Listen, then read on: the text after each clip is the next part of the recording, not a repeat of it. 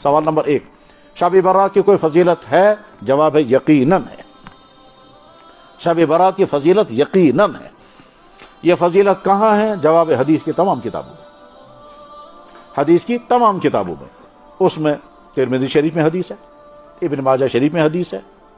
حدیث کے راوی حضرت ابوبکر صدیق ہیں، حضرت معاذ بن جبل ہیں، حضرت ابو موسیٰ اشعری ہیں، حضرت ابو ہریرہ ہیں، حضرت علی رضی اللہ تعالیٰ عنہ۔ حدیثیں کتنی ہیں؟ تقریباً 10 یا 10 سے زیادہ حدیثیں۔ حدیث کی کون سی کتابوں میں ہیں؟ کہ حدیث کی اہم ترین کتاب ہے ترمذی شریف، اس میں موجود ہے۔ حدیث کی اہم ترین کتاب ہے سنن ابن ماجہ، اس میں حدیث موجود ہے۔ حدیث نقل کرنے والے کون ہیں؟ کہ بڑے بڑے صحابہ ہیں، جن میں حضرت عبداللہ بن عمرو بن عاص ہیں، حضرت معاذ بن جبل ہیں، حضرت ابو ثعلبہ ہیں، اسی طرح سے حضرت علی رضی اللہ تعالیٰ۔ ان حدیثوں میں سے کچھ حدیثیں بہت کمزور ہیں، کچھ حدیثیں درمیان درجے کی ہیں، کچھ حدیثیں بالکل صحیح ہیں۔ ان حدیثوں میں کیا ہے؟ جواب یہ ہے کہ لیلۃ نصف شعبان، شعبان کے مہینے کی آدھے مہینے کی رات، آدھے مہینے کی رات، اسی کو کہتے ہیں شب برات یا لیلۃ نصف شعبان۔ نصف شعبان والی رات، یہ 14 اور 15 تاریخ کے درمیان میں جو رات آتی ہے اسی کو کہتے ہیں شب برات۔ ان حدیثوں میں کیا ہے؟ کہ ان حدیثوں میں ایک حدیث میں ہے کہ اللہ تعالیٰ شانہ اس شب برات میں اپنی مخلوق کی طرف خاص توجہ فرماتے ہیں، خاص توجہ فرماتے ہیں، پھر خاص توجہ کے ساتھ تمام کو معاف کر دیتے ہیں سوائے 2 کے۔ نمبر 1 شرک کرنے والا، اور نمبر 2 دوسرے ایمان والوں سے کینہ رکھنے والا۔ ایک حدیث تو یہ ہے۔ دوسری حدیث میں ہے اللہ تعالیٰ شانہ اپنی بندوں کی طرف خاص توجہ فرماتے ہیں، 2 کو معاف نہیں کرتے ہیں، شرک کرنے والا اور کسی کو ناحق قتل کرنے والا۔ ایک تیسری حدیث میں ہے اللہ اپنے بندوں کی طرف خاص توجہ فرماتے ہیں، ماں باپ کے نافرمانی کرنے والے کو معاف نہیں کرتے، شرابی کو معاف نہیں کرتے، رشتہ داروں کے ساتھ تعلقات کٹ کرنے والے کو معاف نہیں کرتے، کینہ رکھنے والے کو معاف نہیں کرتے، ٹخنوں سے نیچے ازار لٹکانے والے کو معاف نہیں کرتے۔ اسی طرح سے ایک حدیث میں ہے سود کھانے والے کو معاف نہیں کرتے ہیں، اور ایک حدیث میں ہے شراب پینے والے کو معاف نہیں کرتے۔ جن کو معاف نہیں کرتے ہیں وہ انتظار میں ہیں کہ یہ توبہ کر لیں گے اس گناہ سے تو میں پھر معاف کر دوں گا۔ حضرت علی رضی اللہ تعالیٰ کو جو حدیث ہے وہ سنن ابن ماجہ میں ہے، میں نے خود پڑھی بھی ہے، پڑھائی بھی ہے، سنن ابن ماجہ۔ اس میں حضرت علی رضی اللہ تعالیٰ کہتے ہیں کہ جب نصف رات ہوتی ہے، شعبان کی نصف رات ہوتی ہے، تو رات بھر جاگو اور اگلے دن روزہ رکھو، فقوموا لیلھا وصوموا نہارھا، رات کو جاگو اگلے دن روزہ رکھو۔ لہذا پوری امت کا فیصلہ یہ ہے کہ شب برات کی فضیلت ہے۔ ڈیٹیل کے ساتھ پڑھنا چاہیں، سمجھنا چاہیں تو اس موضوع پر جو مستقل کتابیں لکھی گئی وہ کتابیں پڑھنی چاہیے۔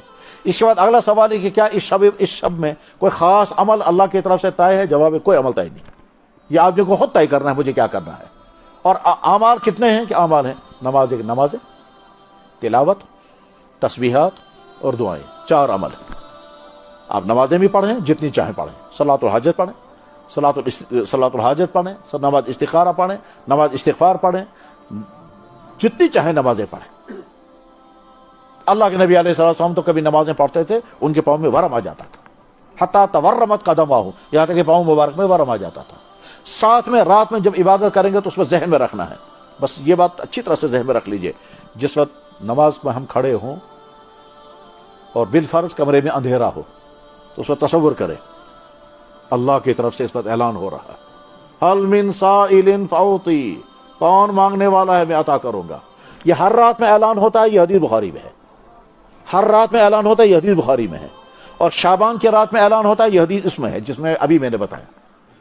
ہر رات میں یہ اعلان ہوتا ہے، ینزل تبارک و تعالی، بخاری کے الفاظ ہیں، ینزل تبارک و تعالی الی السماء الدنیا فی اخیر اللیلہ، اللہ تعالیٰ شان آسمان اول پر اخیر رات میں اتر کر آتے ہیں، فیقول، پس اعلان کرتے ہیں۔ اور دوسری جگہ ہے ینزل تبارک و تعالی الی السماء الدنیا فی کل لیلہ، ہر رات میں، فینادی منادن، اعلان کرنے والا اعلان کرتا ہے۔ ایک حدیث میں ہے تو اللہ تعالیٰ خود اعلان کرتے ہیں، اور ایک حدیث میں اعلان کرنے والا اعلان کرتا ہے، حل من سائل فاعطی، کون مانگنے والا ہے میں اس کو عطا کروں گا، وحل میں مستغفر فاغفر لہ، کون بخشش مانگنے والا ہے میں معاف کروں گا، وحل میں مستجیب فاجیب لہ، کون اپنی درخواست پیش کرنے والا ہے میں درخواست قبول کرنے کو تیار ہوں۔ اب جب انسان خدا کے سامنے کھڑا ہو اور تصور آئے اللہ کے نبی نے اعلان کیا ہے اور سچ ہے، اس وقت خدا کی طرف سے کہا جا رہا ہوگا وَانْ سَكَسْكَ شُزُرَ، کون مانگنے والا ہے؟ تو یا اللہ میں آپ کے سامنے کھڑا ہوں. اور جب یہ کیفیت طاری ہو جائے گی اور استحضار آ جائے گا، استحضار کا مطلب بالکل انسان کو یقین ہے اللہ کی طرف سے اعلان ہو رہا ہے، میں سن تو نہیں رہا ہوں لیکن ہو رہا ہے. ایسے ہی جیسے فرض کیجئے خدا نخواستہ کسی جگہ کیمرہ لگا ہوا ہوتا ہے اور ہمیں یقین یہاں کیمرہ لگا ہوا ہے تو ٹھیک ہم سمجھتے ہیں اس وقت سب کچھ ریکارڈ ہو رہا ہے. ایسے اللہ تعالیٰ سن رہے ہیں اس وقت اور اللہ تعالیٰ کی طرف اعلان ہو رہا ہے میں اللہ کے سامنے کہہ رہا ہوں یا اللہ آپ نے کہا حل من سائل میں سائل ہوں، آپ نے کہا حل میں مستغفر میں استغفار کر رہا ہوں، اللہ نے آپ فرما رہے حل میں مستغفر میں پیش کر رہا ہوں. پھر اپنے معاملات پیش کریں. تو اس کیفیت کے ساتھ، اس جذبے کے ساتھ، اس روحانیت کے ساتھ، اس استحضار کے ساتھ جب نماز پڑھیں گے تو جناب والا نماز پڑھنے میں لطف بھی آئے گا. اور اس لطف آتے آتے ایک چیز اور ذہن میں لانی ہے، وہ کیا؟ سوچنا ہے کہ اللہ نے اب تک میرے ساتھ کیا کیا معاملے کیے ہیں. کیا باڈی بھی دی انسان بھی بنایا، ایمان بھی دیا، والدین بھی دیے، اولاد بھی دی، شادی بھی ہوئی، کاروبار بھی ہے، صحت بھی ہے، کھانے بھی کھائے، نمازیں بھی ہوئی، یہ سب اللہ نے دیا. اور اس میں نے کتنی غلطیاں کب کب کی ہیں اور اللہ نے اس پہ پردہ بھی رکھا ہے. یہ سوچتے سوچتے کہ یا اللہ آپ نے کتنا مجھے نوازا اور میں نے کتنی ناراضگی کے کام آپ سے کیے، آپ نے مگر سزا بھی نہیں دی. یہ سوچتے سوچتے اگر آنسو آ گیا، یہ سوچتے سوچتے اگر آنسو آ گیا تو آپ کو بہت بڑا میڈل مل گیا. وہ میڈل کیا ہے؟ جناب رسول اللہ صلی اللہ علیہ وسلم نے فرمایا 7 آدمی قیامت کے دن عرش کے سائے کے نیچے ہوں گے. اور ایک حدیث میں 7 آدمی قیامت کے دن اللہ فرماتے میرے سائے میں ہوں گے.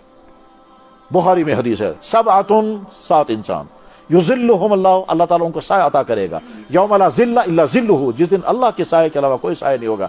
اس میں وہ انسان جس نے تنہائی میں اللہ کی رحمتوں کو، احسانات کو سوچا، اپنی کمیوں، کوتاہیوں، گناہوں کو سوچا، رحمتیں سوچ سوچ کر، اپنی گناہ سوچ سوچ کر، پھر اللہ کی مہربانی سوچ کر کے آنکھوں میں آنسو آ گئے.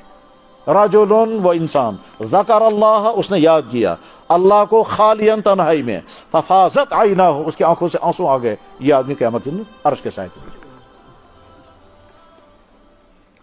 جب آپ اکیلے میں بیٹھ کر سوچیں خدا ان کہاں جائے کیا کیا کروں، اسی میں ایک چیز یہ بھی سوچنی ہے میں نے کہاں کہاں کیا کیا غلطیاں کی ہیں. جب سوچنے لگیں گے تو یاد آئے گا فلاں جگہ گھر میں، دکان پر، سڑک میں، بازار میں، گھومنے گئے تھے وہاں، پارک میں، ہوٹل میں، گاڑی میں گھومنے گئے تھے وہاں باہر، وہاں کہاں کہاں کیا کیا کیا ہے کسی کو پتا نہیں، ماں باپ کو بھی پتا نہیں، اولاد کو بھی پتا نہیں. مجھے کچھ یاد ہے، مجھے کچھ یاد ہے.